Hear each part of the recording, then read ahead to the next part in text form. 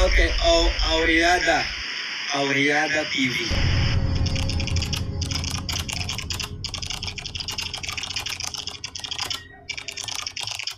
Suportahan ng mga charity vloggers, Kalingap Reactors na katuwang sa programa ni Kuya Val Santos Matubang. I-subscribe ang kanilang mga YouTube channel. Please subscribe. Auriada. Eds, Jaga, kaso yun naman, baka pwede kuha ng tubig. Natusan ka ba, Eds? Natusan ka. Hindi pa expired. May 12 hours na daw. Grabe. Mo. Yeah, thank you.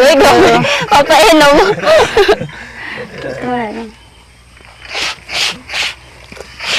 Labadate pala to. Labadate.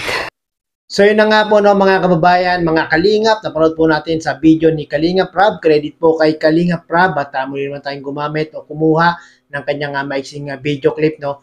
At sa video nga pong ito ay after ng Jowa Challenge ni Edu at Erica na talaga namang maraming kinilig at maraming nagre-request pa ng part 2 Jowa Challenge. Kayo po ba mga kababayan, mga kalingap, gusto nyo ba ng part 2? Paki-comment down below nga po kung gusto nyo talaga ng part 2 at talaga ng marami talagang kinilig sa part 1 na yan. No? Kaya naman maraming nagre-request talaga. No? At sa video nga pong ito na ating pinili kanina ay nagkaroon ng challenge itong si Erica at si Edong muli. No? Ang Laba Challenge o Laba date. No? At tinulungan nga po ni Edu at Erica itong si Dara sa mga labahin ni Dara dahil napakarami nga pong nilalabahan ni Dara at dahil merong pupuntahan sila Dara, sila Diwata at sila Erica, kaya naman po napasabak challenge, napasabak sa Laba Challenge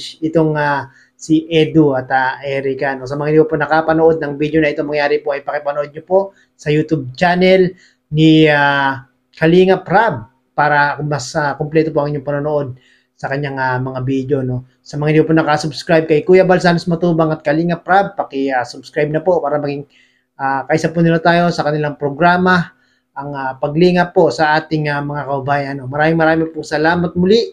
Bye-bye!